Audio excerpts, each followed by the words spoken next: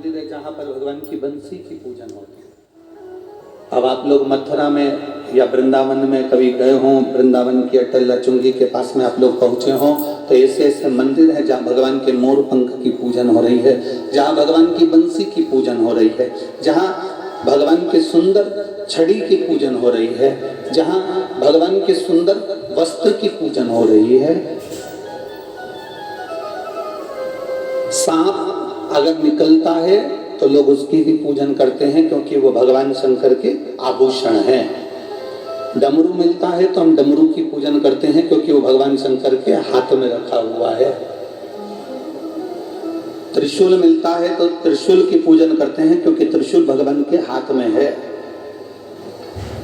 भगवान का स्पर्श बंसी का हुआ तो बंसी पूजा गई।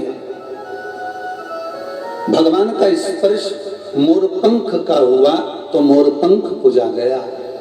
भगवान का स्पर्श छड़ी का हुआ तो छड़ी पूजा गई। भगवान का स्पर्श पीतांबर पर हुआ तो पीतांबर पूजा गया। भगवान का स्पर्श सांप पर हुआ तो सांप पूजाने लगा। डमरू का स्पर्श हुआ भगवान का तो डमरू पूजाने लगा। त्रिशूल का स्पर्श हुआ भगवान का तो त्रिशूल पूजाने लगा।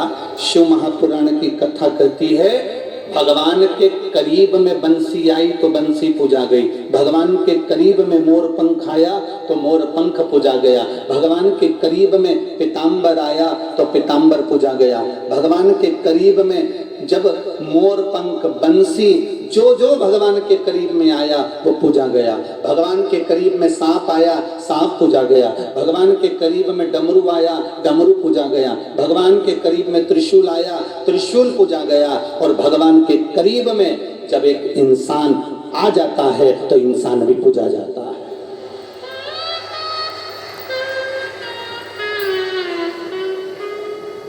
आप उसके स्पर्श में आओ तो आप उसके करीब में आओ, आप उसके नजदीक में आओ, आप उसके पास में आओ। जब आप उसके नजदीक में आओगे, जब आप उसके स्पर्श में आओगे, जब आप उसके नजदीक में पहुंचोगे, जब आप उसके पास में पहुंचोगे, उसका करीब में जब आप पहुंचोगे तो आप भी पूजा जाओगे, आपकी भी पूजन हो जाएगी। बस उसके नजदीक में जैसे जैसे आएंगे, जैसे जैसे उसके पास में पहुंचेंगे, जैसे जैसे उसके करीब में पहुंचेंगे, वैसे वैसे आप भी पूजाना प्रारंभ कर देंगे। आप भी उसके नजदीक में पूजाना प्रारंभ कर देंगे। करीब में आओगे और पूजा।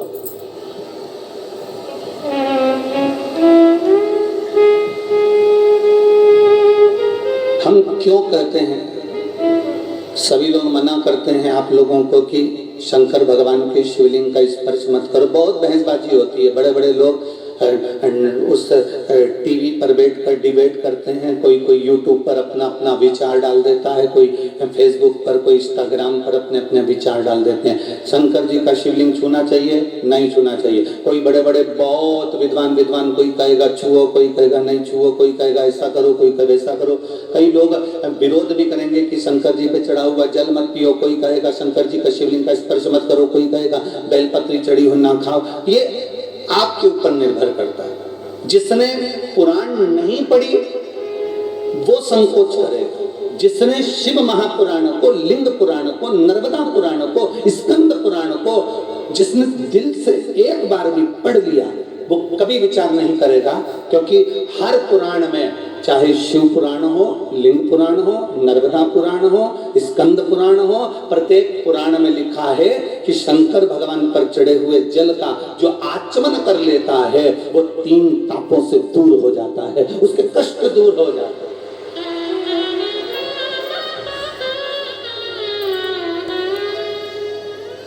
मेडिकल पे से दवाई लेकर खाओगे, कितनी भी खा लो, असर नहीं करने वाली। डॉक्टर लिखेगा और डॉक्टर की लिखी हुई दवाई खाओगे तो 5 दिन की दवाई लिखेगा और 3 दिन में ठीक कर देगा। बोलो सही है कि गलत है? जम के बोलो जरा। आप बाजार से कोई सी भी दवाई खरीद रहा, साहब मेरा सिर दुख रहा है, देना साहब मेडिकल वाले ने दवाई निकाल कर दे दी, साहब मेरा पेट दुख रहा है, मेडिकल वाले ने दवाई निकाल कर दे दी। एक दवाई व्यक्ति खाता है कि बाजार से ली और खा ली?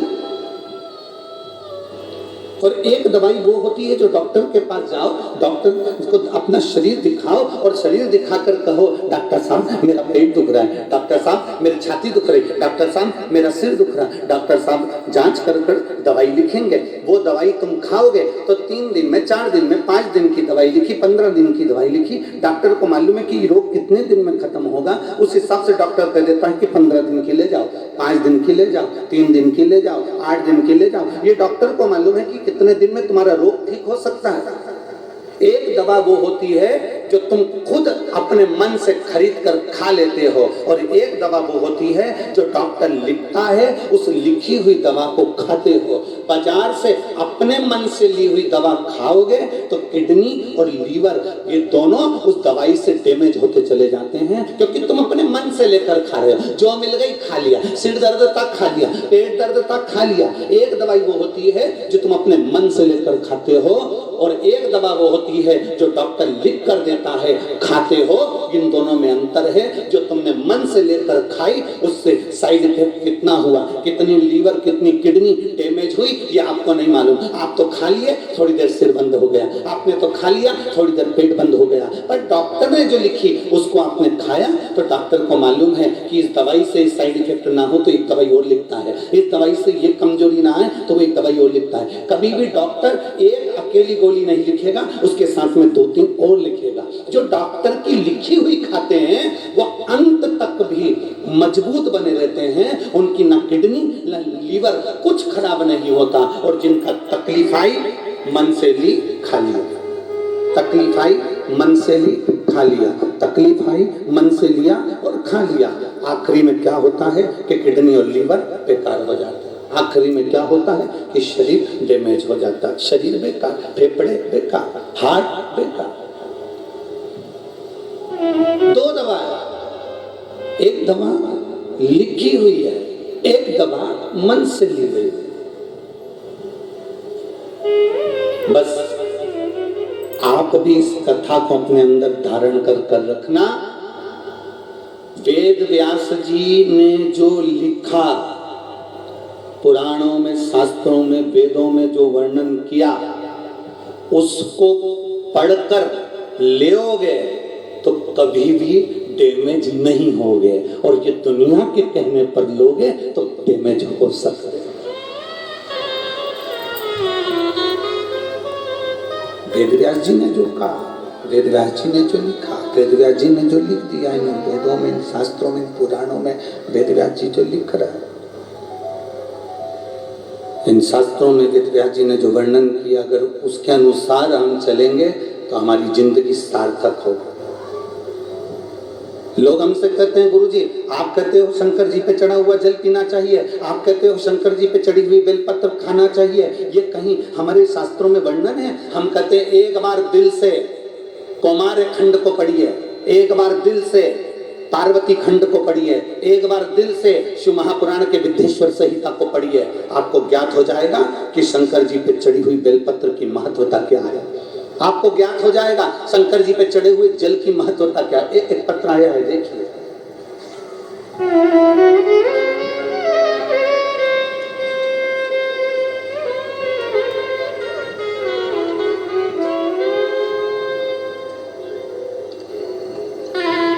ज्योति गौतम, राजेश गौतम मथुरा से, कहीं बैठे हो तो हाथ हिलाइएगा। ज्योति गौतम, राजेश गौतम मथुरा से, कहीं बैठे हो तो हाथ हिलाइएगा।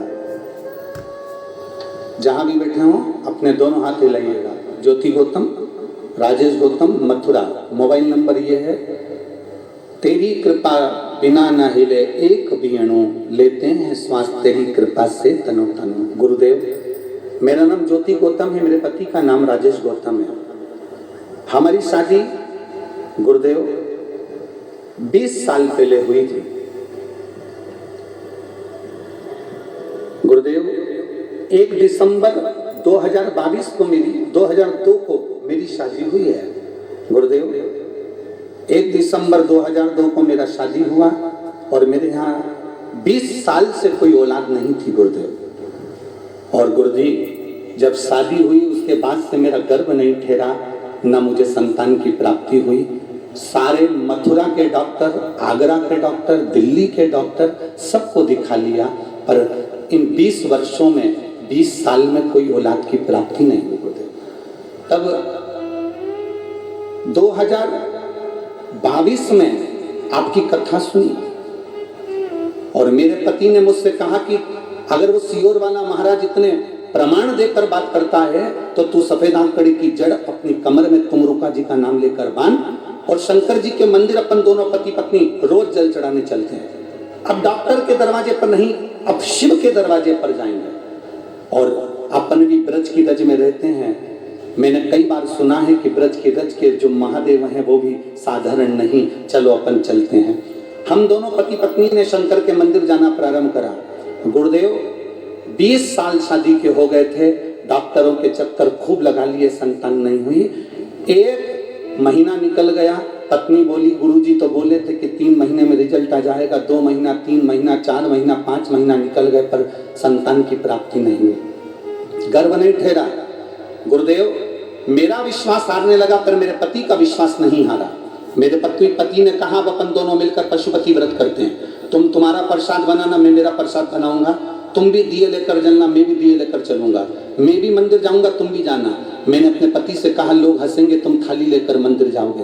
पत्नी कहती है, तो पति कहता है कि चिंता मत करो, मेरा बाबा खाली झोली नहीं रखता। गुरुदेव कुछ ही समय निकला, पशुपति व्रत का दूसरा सोमवार था और बाबा की कृपा से मेरी पत्नी के गर्भ में, मेरे पत्नी के पेट में दर्द होना प्रारंभ करा। डॉक्टर को दिखाया, उसका गर्भ ठहर गया। 14 बाबा की कृपा से 25 अप्रैल 2023 को बाबा ने कृपा करी और मेरे घर में पुत्र रत्न की प्राप्ति 20 साल के बाद हो गई।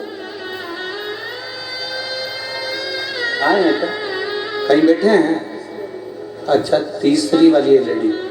अच्छा हाँ ठीक है, हाथ हिला दो एक बार। बच्चे को लाए हो, थोड़ा सा ऊंचा कर दो अगर लाए हो तो। हाँ ऊंचा करो उसको। ये 20 वर्ष के बाद बाबा ने दिया है, उसका फोटो हमारे पास में यहाँ है, आप एलईडीओं पर देख सकते हैं। हाँ एक बार बच्चे को ऊंचा कर दो। हाँ एक बार ऊंचा करिए उसको। हाँ हर हर महादेव। 20 वर्ष के बाद वो देता, क्यों ना देगा? बेटी है। शंभु शरणे पड़ी मांगू घट